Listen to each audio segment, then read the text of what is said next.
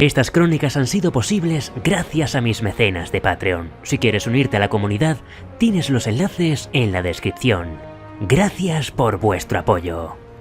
Ahí ya, viajeras y viajeros de los 7 reinos, soy Maglor y hoy, en Crónicas de Poniente, tercera parte de la historia de Salina, Gata de los Canales, Beth la Ciega y Mercy, más conocida como Arya de la Casa Stark.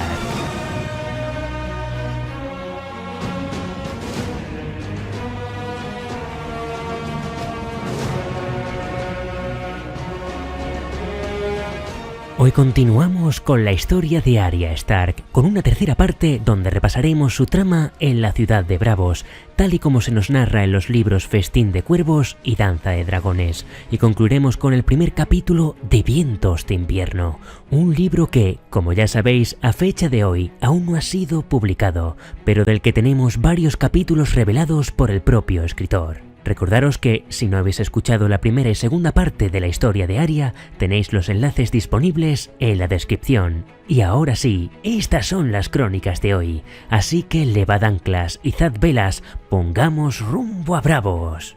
Y comenzamos. Cuando la travesía en la hija del Titán se aproximaba a su fin, 2 brillantes estrellas aparecieron en el horizonte para darles la bienvenida. Eran los ojos del Titán, el gran coloso que custodiaba la entrada de la ciudad libre de Bravos. Desconociendo el verdadero nombre de Arya, los marineros la llamaban Salina y le enseñaron algunas palabras en Alto Valirio, pero lo primero que aprendió fue el significado de Valar Morghulis. Todo hombre debe morir. Por el contrario, Valar Dohaeris significaba todo hombre tiene que servir, y precisamente Ternesio Teris le había prestado un gran servicio al llevarla más allá del mar angosto, y le rogó que no lo olvidara antes de que su hijo Yorko tomara un bote y la llevara hasta la casa de Blanco y Negro, el templo del dios de muchos rostros, el lugar donde operaba la organización a la que pertenecía Jaqen H'ghar, los hombres sin rostro. Al subir las escaleras, Arya se encontró ante un par de puertas de madera tallada, de 10 codos de altura. La puerta de la izquierda era de arciano blanco como el hueso, la de la derecha de ébano brillante, y en el centro de cada una había una luna llena tallada de ébano en la puerta de arciano y de arciano en la puerta de ébano. Al mostrar su moneda de hierro y decir las palabras Valar Morghulis, las puertas se abrieron sin que ninguna mano humana las moviera. En el interior, Arya se encontró en una sala plagada de estatuas de muchos dioses. Entre las largas hileras de bancos había personas que rezaban y suplicaban, algunos muertos, otros moribundos. Allí, un hombre encapuchado la recibió, preguntó por su nombre y ella, uno a uno, dio todos los nombres que había usado, mientras el hombre exigía el verdadero. Salina, Pajarito, Nan, Comadreja, Arry y finalmente Arya de la Casa Stark.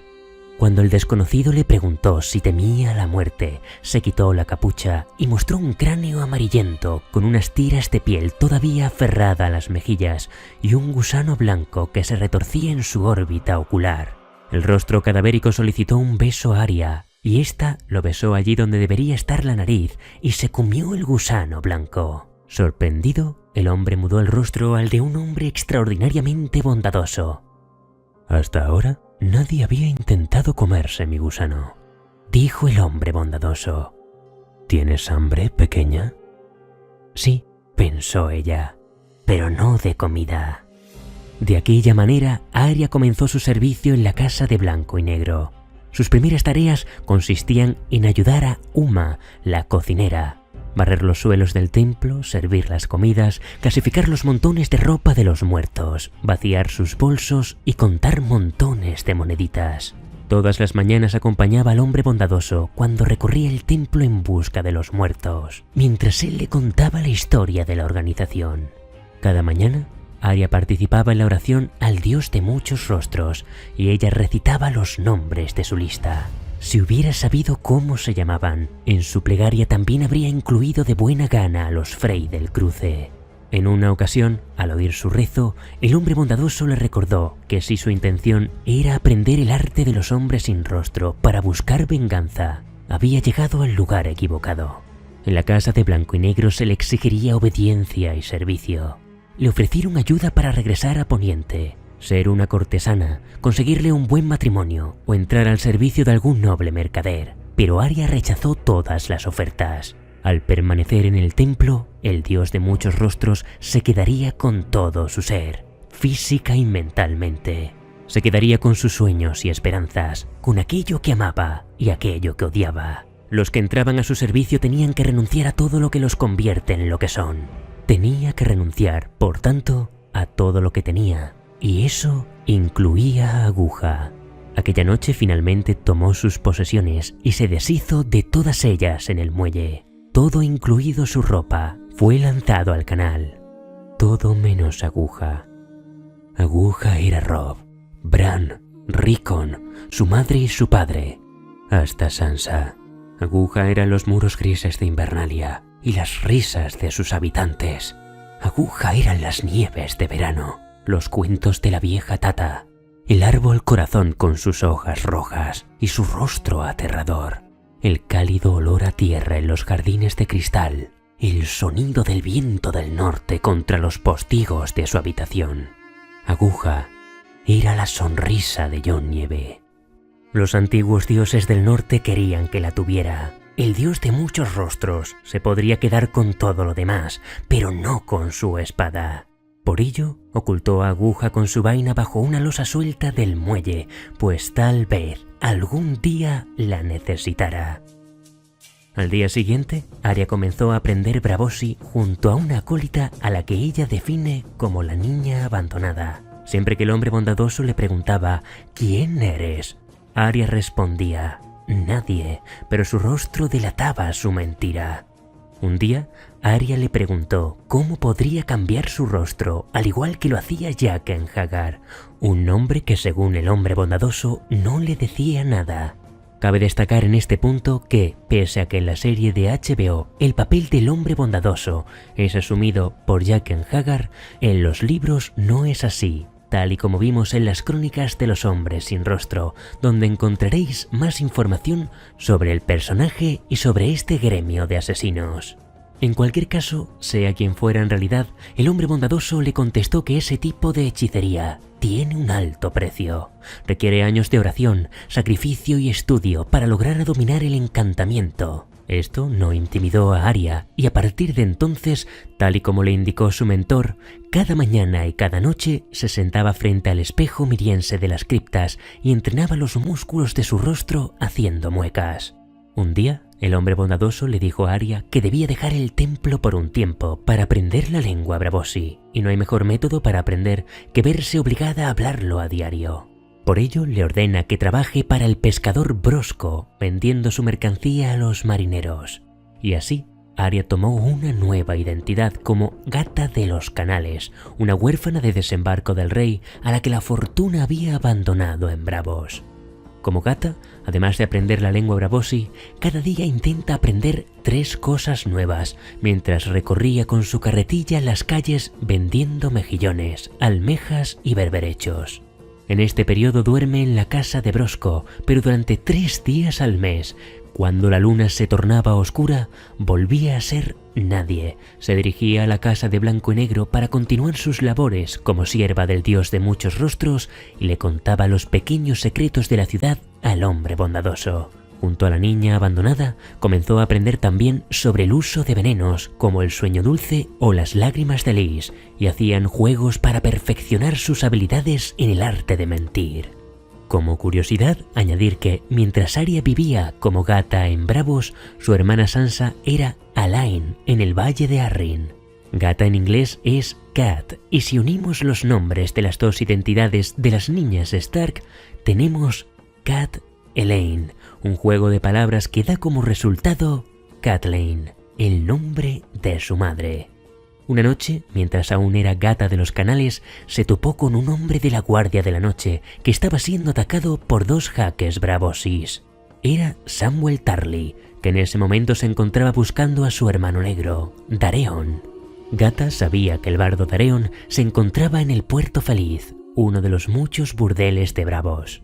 También supo más adelante que el bardo terminó abandonando a Sam y se convirtió en desertor de la Guardia de la Noche, por lo que una noche volvió a ser Arya de la casa Stark, le cortó el cuello a Dareon y lanzó su cadáver al canal. Cuando le contó al hombre bondadoso lo sucedido, este le dio a Arya un vaso de leche caliente, una bebida amarga que olía a quemado. Aquella noche volvió a tener un sueño como cambiapieles, pero en lugar de introducirse en la piel de Nymeria, se había metido en la de un gato y a través de él vagabundeó por los tejados de Bravos. A la mañana siguiente, cuando despertó, descubrió con horror que estaba ciega. Y con la niña ciega pasamos a los sucesos que tienen lugar en el libro Danza de Dragones. Para los hombres sin rostro, al haber matado a Dareon, Arya había asumido el poder del dios de muchos rostros, pero ellos no eran dioses, solo un instrumento de muerte, y por tanto no tenían la osadía de juzgar a sus víctimas. Arya debía ahora caminar en la oscuridad hasta que viera el camino. En esta etapa de aprendizaje en la casa de Blanco y Negro, Arya se hace llamar Beth la Ciega y le raparon el pelo para que le encajaran mejor las pelucas. Beth era un nombre de una muchacha de Invernalia, posiblemente la hija de Ser Roderick Castle, que ahora estaba prisionera de los Bolton en Fuerte Terror. Bajo la identidad de la mendiga, Beth aprende a agudizar sus sentidos y a perfeccionar sus habilidades como cambiapieles, un don que mantiene en secreto. Ese don pertenecía a la loba del norte, Arya Stark, que se mantenía conectada a Nymeria y seguía teniendo una plegaria plagada de nombres a los que algún día les daría caza. Cada día se le ofrecía a Arya la posibilidad de recuperar su vista, pero ella sabía que si aceptaba la echarían del templo y no pensaba rendirse. Subía las escaleras guiándose con sus dedos, trabajaba con pócimas y venenos, guiándose por el olfato, el tacto y el gusto. Ahora hablaba aceptablemente el Braavosi y lo entendía perfectamente. Estaba aprendiendo alto valirio y los idiomas de Lys y Pentos. Cuando tenía que atender los cuerpos de los cadáveres que yacían en el templo, Arya intentaba descifrar sus rostros con sus manos. También intentaba detectar con sus dedos las mentiras en el rostro de la niña abandonada. Y poco a poco adquiría temple, destreza, autocontrol y sus sentidos comenzaron a despertar. A veces un desconocido la abordaba inesperadamente y se batía en duelo con ella, lo que siempre traía más magulladuras y heridas, pero Arya soportaba los golpes en silencio. Cuando salía del templo, mendigaba por las calles con su bastón, y aunque los Braavosis eran, en su mayoría, un pueblo amable y propenso a ayudar a una pobre mendiga, también los había miserables que no dudarían en tomarla por una víctima fácil. Por ello, llevaba oculto 3 puñales bajo los harapos, uno en la bota, otro en la manga y un tercero envainado en la espalda. Cada noche visitaba una taberna diferente y escuchaba las conversaciones que luego le contaba al hombre bondadoso. Una noche, tras visitar la taberna de Casa Pinto, le dijo que sabía que el desconocido que la había estado golpeando todo el tiempo era él, el propio hombre bondadoso, y acto seguido le asestó un golpe certero en la mano con su bastón. Sorprendido, este le preguntó cómo podía saberlo. Pero ella no le habló de cómo la noche anterior se había introducido en la piel del gato que los vigilaba desde los tejados. Aquella noche le dieron un vino ardiente durante la cena, y a la mañana siguiente, cuando abrió los ojos, vio la vela ardiente que estaba junto a su cama. Había recuperado su visión, había superado la prueba. Por fin, después de varios meses tras su llegada a Bravos, los hombres sin rostro consideran que está preparada para cometer su primer asesinato como parte de la organización. Para ello toma de nuevo la identidad como Gata de los Canales. Su víctima era un hombre que pasaba de la 50. Básicamente, hacía lo que hoy en día sería como una póliza de seguro de accidentes a los capitanes de barcos que arriesgaban su vida y su navío en el mar embravecido por las tormentas otoñales. Los que firmaban el contrato le pagaban una cantidad, y si el barco y su capitán no regresaban, el comerciante se ocupaba de que la familia de la víctima no pasara necesidad. Gata de los Canales comprendió que algún cliente descontento había rezado al dios de muchos rostros para que acabara con su vida. Sin embargo, mucha gente conocía a Gata de los Canales, por lo que, para matarlo, debía ser otra persona. Necesitaba un nuevo rostro. por fin iba a aprender uno de los secretos mejor guardados de los hombres sin rostro. El hombre bondadoso la llevó hasta las cámaras secretas, donde solo los sacerdotes podían acceder. Cuando la luz bañó las paredes de su interior, 1 millar de rostros la contemplaron desde las alturas. Rostros viejos y jóvenes, de piel clara y oscura, hombres, mujeres, niños y hasta bebés. Aria se decía a sí misma que eran máscaras, pero sabía que era piel humana. El proceso sería doloroso, le había avisado el hombre bondadoso, pero aquel era el precio del poder. Con los ojos cerrados, notó cómo le hicieron un corte en la cara, y cuando le pusieron el nuevo rostro, este comenzó a moldarse al suyo. De pronto oyó susurros y tuvo visiones de un hombre de rostro gordo y cruel, que le atenazaba el cuello con las manos duras como la piedra. Sintió un crujido horrible, seguido de una oleada cegadora de dolor, y Aria sintió que un miedo espantoso la invadía. Solo había sido una visión. Había visto la muerte de la niña a la que había pertenecido aquel rostro, una niña cuyo padre le daba palizas terribles. Al palpar su rostro, Aria no notaba nada, pero a ojos de otros tenía la nariz rota y la mandíbula, el pómulo hundido y le faltaban la mitad de los dientes. Era una niña fea. Y con aquel rostro de niña fea, Aria fue a cumplir su misión, pero debía ser sutil, discreta. Caminó por las calles de Bravos hasta que dio con uno de los clientes de su víctima. Realizó un tajo rápido a su bolsa de monedas y cuando éstas cayeron por el suelo, atrapó una y dejó caer otra en su lugar. Cuando aquel naviero acudiera a su reunión con la víctima, el comerciante contaría las monedas de la bolsa y una a una las mordería para comprobar su autenticidad. Una de ellas sería la de Aria, con una pizca de veneno, y poco después al hombre le fallaría el corazón y moriría. Se trata del mismo método utilizado por el alquimista en el prólogo de Festín de Cuervos. El alquimista que en realidad es Jaqen H'ghar. Impresionado por cómo Aria había cumplido su misión, el hombre bondadoso le entregó una túnica de acólito, negra por un lado y blanca por el otro. Había sido aceptada. Ahora tendría una nueva misión que cumplir, y como la guardia de la ciudad estaba persiguiendo a cierta niña fea, ahora debía tomar una nueva identidad. Cuando el hombre bondadoso le preguntó quién era, Aria dio la misma respuesta que siempre: nadie. Y el hombre supo que esta vez era cierto. Y aquí concluye la trama de Aria en el libro Danza de Dragones. La siguiente novela, Vientos de Invierno, aún sigue sin haberse publicado, pero afortunadamente, desde 2014, tenemos el primer capítulo de Arya Stark perteneciente a este libro, y con un resumen del mismo terminaremos estas crónicas.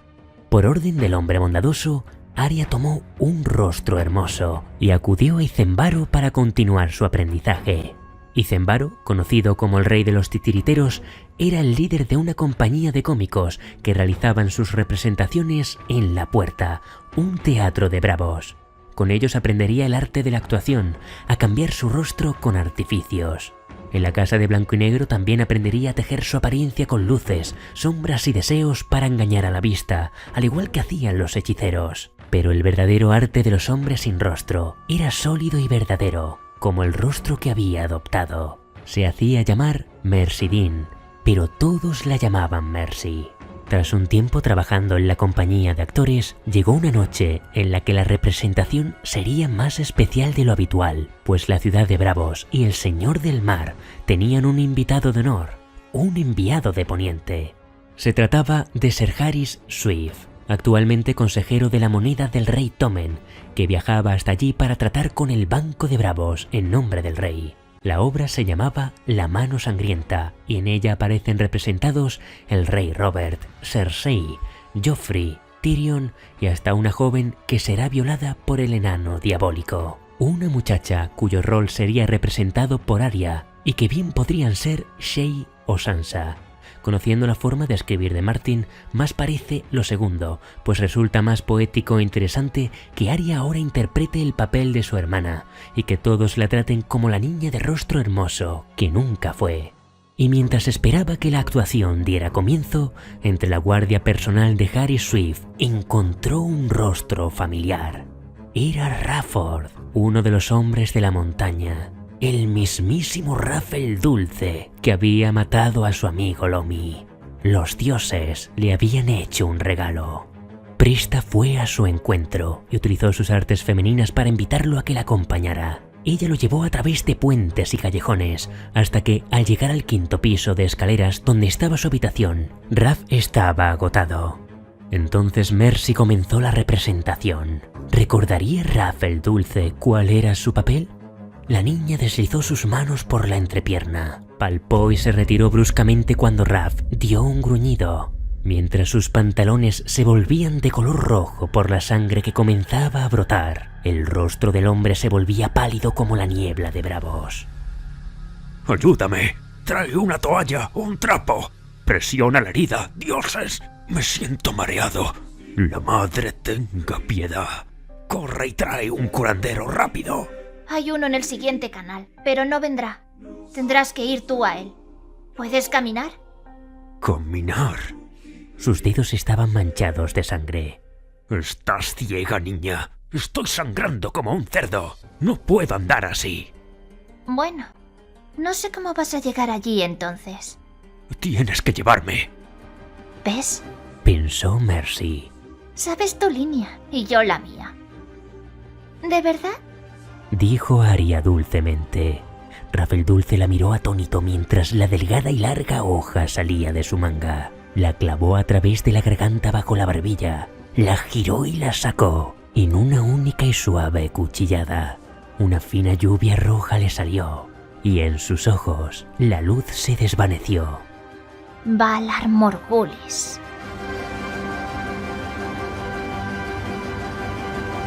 Y aquí concluye la tercera parte de la historia de Arya Stark. Por supuesto, cuando se publique Vientos de Invierno, volveremos para narrar la cuarta parte. Hasta entonces, agradecer a Nikki del canal La Voz de Nikki por prestar su voz para interpretar a Arya Stark, y agradecer como siempre el apoyo incondicional de mis mecenas de Patreon, mis espadas leales, que con sus aportaciones hacen que Crónicas de Poniente siga adelante. Y recuerda, si te gusta mi contenido, dale a me gusta, compártelo en tus redes sociales y suscríbete para que sigamos creciendo.